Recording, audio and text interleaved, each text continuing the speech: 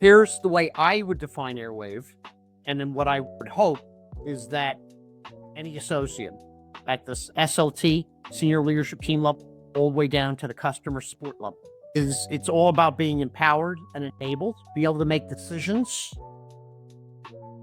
anchored by core values that we hire to, we reward and recognize to. We have established Airwave Cares, which enables every associate to get 8 hours of volunteer time for the charity of their choice. We have partnered with Feed My Starving Children to give back to the community in which we serve and support. At the end of the day, right, culture is more than words on a poster. It has to be woven into the fabric of everything that we do. Welcome to Plus Partners, where we share stories behind the success. So this is another episode here. I'm Kevin Burke, founder of Burke Plus. We are a strategic growth partner. We increase revenue and awareness for brands. Drop us a note in the comments if you want to hear more about that. But today's guest is Ed Wolff, Aerwave CEO, a guy who seemed to know what he was doing right out of grad school. He got an MBA in technology with Georgia Tech. How you doing, Ed? Welcome to the show. Thanks, Kevin, for having me. I was excited for this conversation today. Yeah, absolutely. How's a guy figuring that out so early? Yeah, well, it's the power of LinkedIn and relationships. There you go. Although I'm not sure my LinkedIn relationships were all that good back when we were back in college. But good for you for being on top of it. Yeah. So tell me a little about yourself, Ed. What brought you on here? I think I reached out to you and Aerwave because I think it's a pretty cool technology servicing the real estate industry. And yeah, we had a quick conversation. It seemed like a good fit. So what do you got? Yeah, so I got to Airwave from Modern Ventures, who led our Series A and our Series B. SBA Communications closed out our Series B. And so, the business started in 2019. We are one of the largest managed Wi-Fi providers for owners by owners. And why that's important, Kevin, is because as an owner operator at Cortland and at Cushman and Wakefield, formerly Pinnacle, our chief operating officer was from Equity Residential. And so aside from knowing the space, right, we've got 50,000 units on the platform today in 28 markets, and we'll add another 50,000 units by the end of the year. So when you looked at the competitive landscape, especially the tailwind that's been created with the deregulation from the FCC and the replacement of the FCC chair to Brendan Carr, we're seeing momentum in this space because we can generate $50 of NOI per unit per month, which is powerful in this market where rent growth is, challenging at best. Nice. You guys are managed Wi-Fi, but I think one thing that stuck out from sort of looking at some of the things that you're putting on LinkedIn and digging a bit into the company, you see it not just as an amenity, right? Right. It's more than an amenity, Kevin. It's a competitive advantage, right? So now the resident is expecting 1 gig of up and down speed. And, as, it can imagine, the average number of devices per unit is close to 19. So you might say, Ed, 19 devices, how is that possible? It's now your dishwasher, it's your Nest thermostat, it's your Ring doorbell, it's your smart TV, it's your iPad, it's your watch, it's your iPhone. It's going to continue.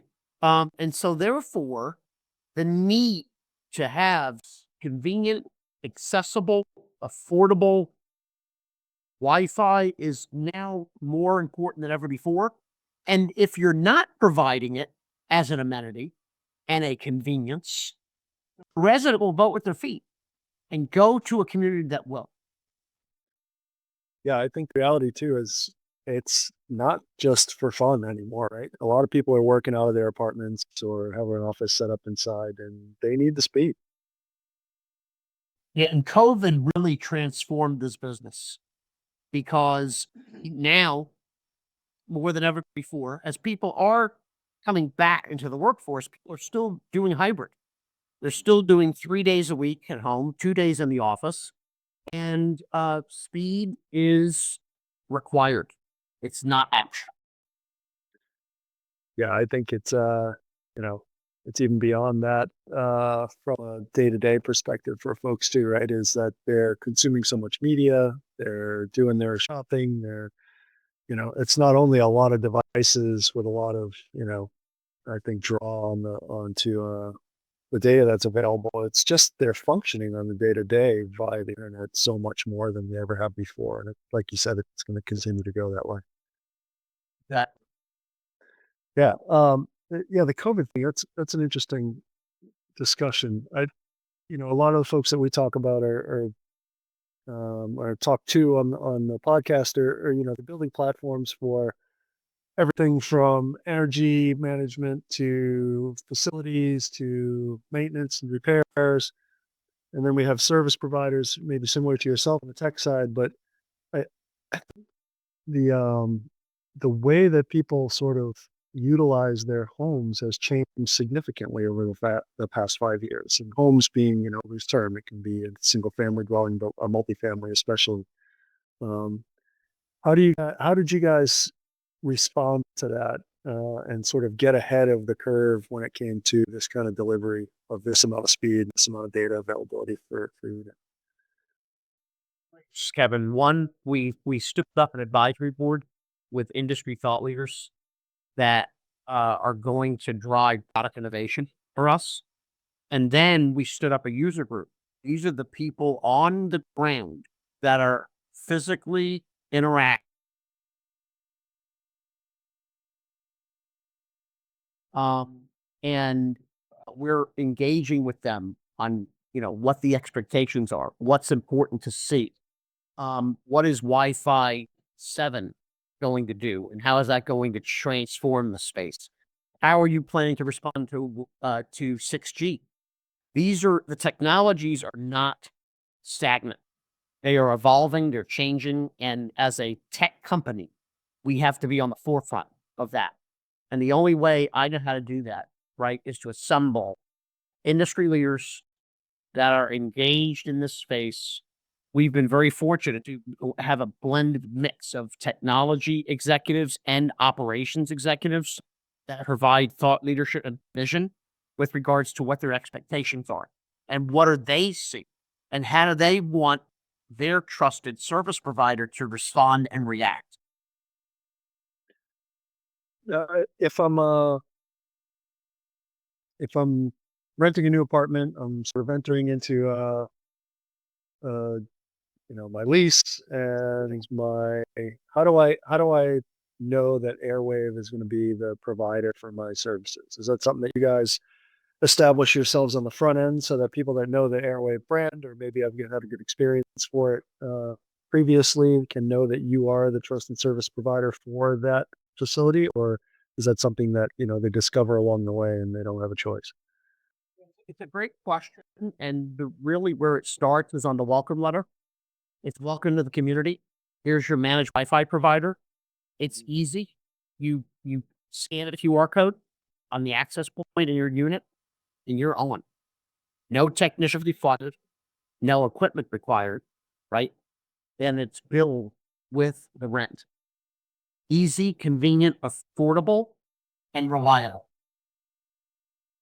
Yeah, I mean, that's got to be the way to go at this point, right? I think people are getting sick of all the bills. We have case studies, Kevin, where we see residents that are having to wait on an AT&T or Spectrum or an Xfinity technician. Who wants to do that? Coupled with the fact that it's also going to be more than double what we could avail. Now, you may say, well, Ed, how is that possible? How it's possible is because we're charging a nominal network services fee. That's the access fee for every unit.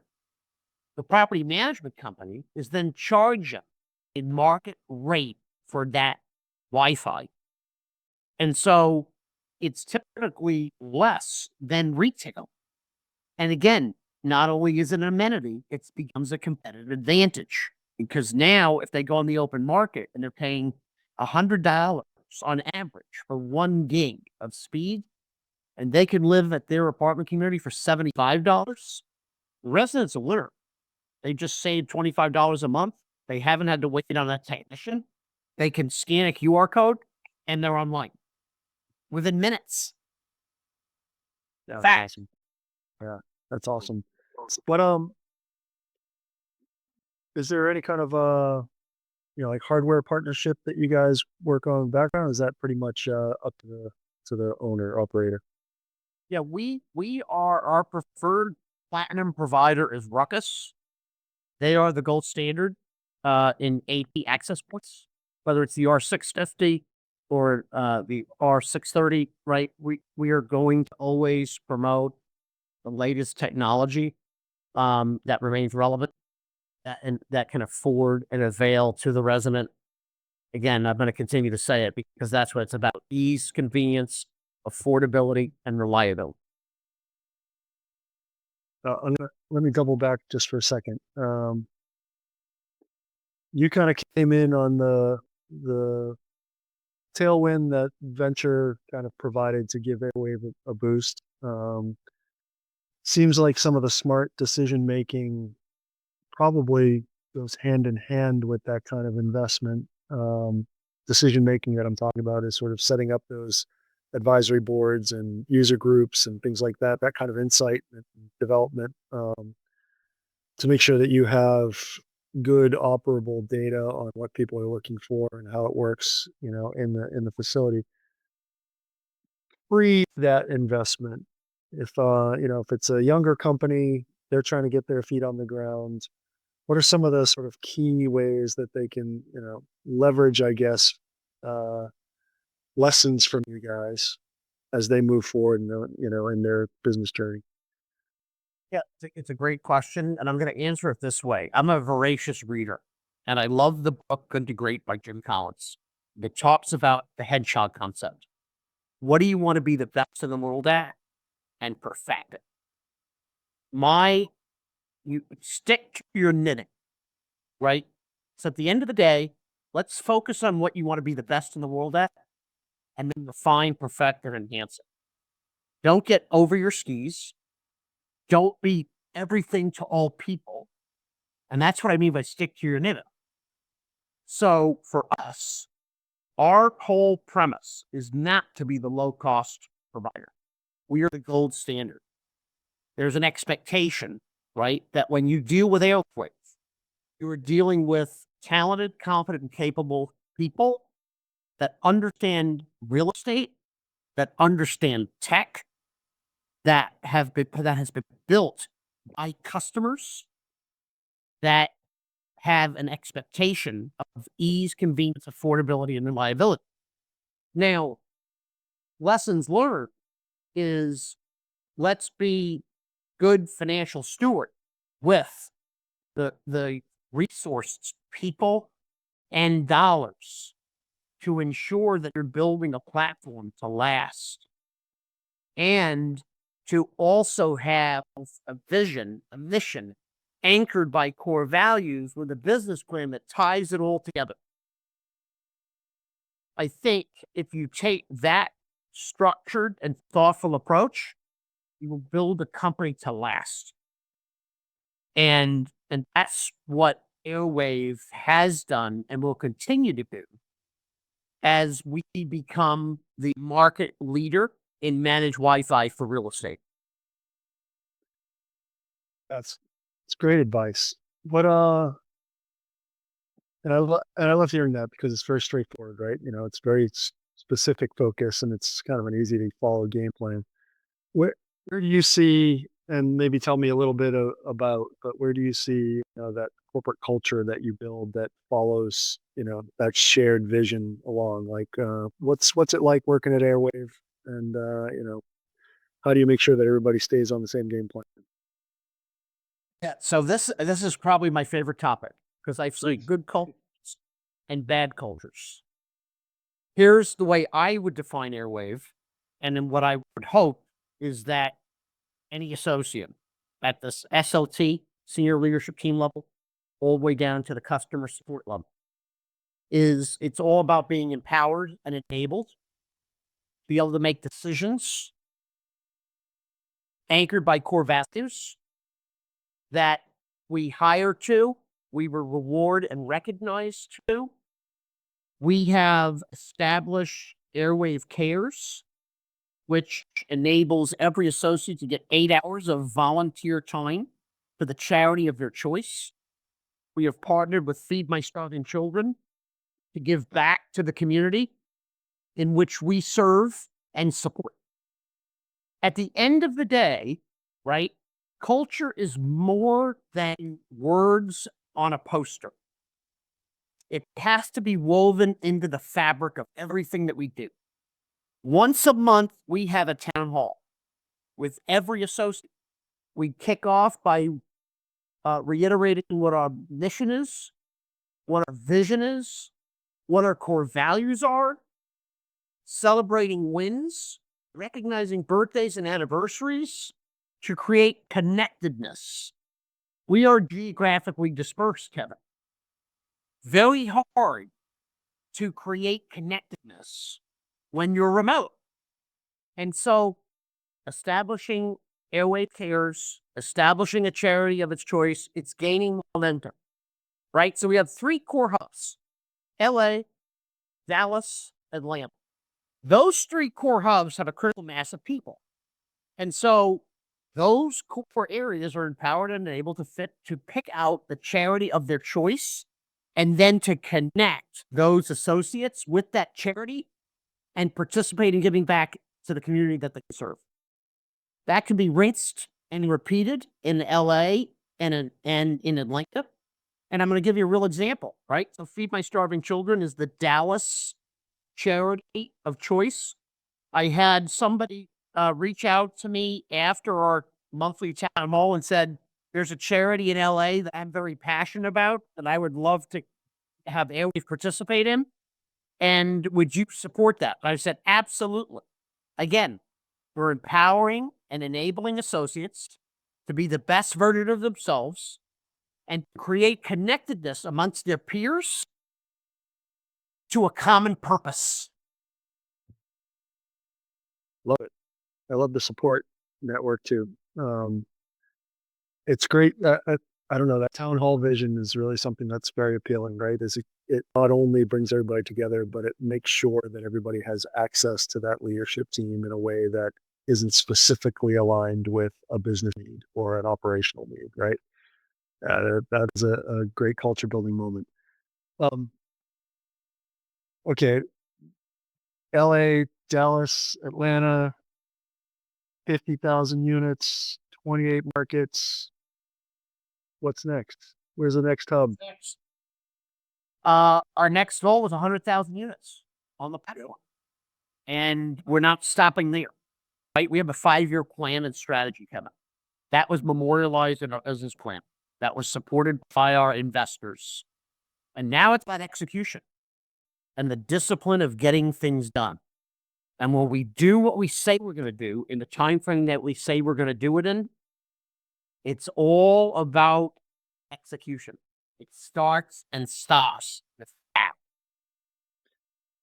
And how do you guys, what's a new market penetration look like for you guys? You have dedicated sales and development teams that are in-house. Do you segment those by market and one sort of unified group that's got a specific target and they're going to work on that one? Unpack that a little for me. Yeah, it's a great question, and this is how we've typically done it. We will enter a new market, Kevin, based on where the customer wants us to go, but it has to make sense. And to make sense, there's a minimum of 5 assets per location for us to stand out team. So a lot of this has been centralized. But as an example, we've recently stood up Phoenix and recently stood up DC, Mid-Atlantic, for our customer base. Our customers asked us that they would like us to go there. And we said we can and will, but it has to make economic sense for both parties. In this case, right, they were able to present us with a minimum of 5 assets that we could retrofit or develop as new construction. And so we will go to markets where it makes sense. We will not go to markets in areas like Bozeman, Montana, right? There isn't a critical mass and a demand for us to be there. So we will go to the top 50 MSAs, but it has to make economic sense for both. And when you're saying when your clients, you know, want you to move into these new markets, your ideal client is a multi-property portfolio REIT. Is there a certain scale you guys go after? Who you guys really looking at? We have 30% of the NMHC 50, Kevin. But that doesn't make up the entire ecosystem. We've got lots of SMB, multifamily owner operators. And so when I look across the spectrum, we have A assets, B assets, C assets. We've got retail. We've got even some hospitality. But multifamily has been our core. And when you're exploring, let's say, opening up that DC market, you've got a client that wants you to come in, work on a building or two with them. You're trying to make economic sense. You do a little bit of a hunt around and see where those SMBs and smaller portfolio companies sit, and if they might be serviceable as well, or do you kind of just stick to the game plan, open a market with a partner, and then hunt around from there? Yeah, we all market with the partner, right? It's a beautiful strategy. Partners take us to that market, which gives us the stake in the ground. That's what I call the hub. Then we can create spokes off that hub to go after the client share of wallet in that locale. Yeah. And you had mentioned, an AT&T or a Xfinity or something. Are those sort of telecom mobile companies that provide Wi-Fi services, that they tend to be your biggest competitors in those markets? Those tend to be the biggest competitor because they have the brand. But when you look at NPS scores, those brands have the lowest NPS scores of any industry. Nobody wants to talk to their cable or Wi-Fi provider. Trust me. Yeah. That's how we win. Now there are some managed Wi-Fi providers that are playing in the space, but we've had the good fortune, right, of building a reputation around some iconic brands in multifamily. And so when I look on the horizon of land and expand, the world is our oyster, because tailwind has been created, the NOI lift is generated, and it becomes this competitive advantage amenity that every owner operator wants to avail to their prospect and or resident. And so if, again, I just keep going back to my 4 words: easy, convenient, affordable, and reliable.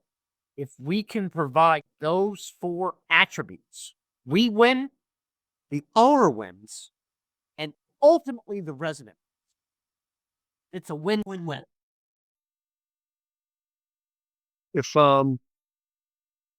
yeah, I'm there's just so many questions running around my head. I love this conversation. If you guys are in the ground or on the building for a facility, and you've got other property tech solutions that want to come into play, do you play nicely with them? Being that you're the Wi-Fi provider for the residential building, and say they've got an energy solutions company that wants to dovetail in, is it an easy plug and play for them to just hop on network, or is that something to think about? We look at it this way: we're the foundation, we're the core. They need us to work. And so we need to play nicely in that sandbox. Now we have relationships, preferred partnerships with access control or link detection, but we will work with, any of these providers. So, one of our mantras is to make us an easier company to do business with. And that means to the resident, to the owner, and to the partner. Yes. That's a good way to think about it. I mean, as we started the conversation, people are living a very digital life right now. And there is a foundational element for the living experience, but also the building operations experience to have Yep. quality connection, good speed, available data. All those things are certainly paramount to, running a professional operation from building management, building ownership. Yeah, that's great. All right, you got big goal for this year, double your units. You got a 5-year plan in place. What's you said you got some tailwind going, definitely some good partnerships. Your client list is impressive for sure. And it gives you some access around the country to open up some new markets. What are some of the blockers that might get in the way? And how are you planning for those roadblocks? I think the blocker is access to capital, right? There's two ways to do this. There's owner pays, right? If the owner has dry powder, they could fund it. Or we can provide a funding mechanism that we've called Airpays, which is akin to an operating lease that is a 7 to 10 year agreement that basically gets paid out over time. That includes a tech refresh um, that enables at the end of the term to do a fair market value buyout. So, again, if they've got the access to capital and they can fund it, fantastic. If they can't, we have a solution. But regardless, it's getting people over that hump, right? And prioritizing this over another investment. Uh, and so it's really evangelism and education, Kedem, as to why this is important, how it works, why they should prioritize it in 26 if they're budgeting now. Property budgeting starts now. And ultimately, property budgeting ends in October, November. And even that's late. So if they want to put this in, right, and use this as a true amenity, but also an NOI booster, now's the time to be thinking and talking about it. Yeah. Yeah, the spend cycle is challenging, right? You got to get ahead of it and make sure that you don't miss the window. Exactly. All right. We covered a lot of ground, short period of time. I like it. Yeah, we're flying right here. But to wrap it up, I always ask people sort of at the end of our discussion, you got any parting words of wisdom for everybody? I do. This is my favorite quote from Maya Angelou. People will forget what you said. People will forget what you did, but people will never forget the way you made them feel. Perfect. Love it. I'm feeling good. Thanks, Ed. Kevin, thanks for having me. This was a blast. Yeah. Look forward to the next one. Yeah, I appreciate you coming on and thanks for your time. Ed Wolff, Plus Partners. Oh,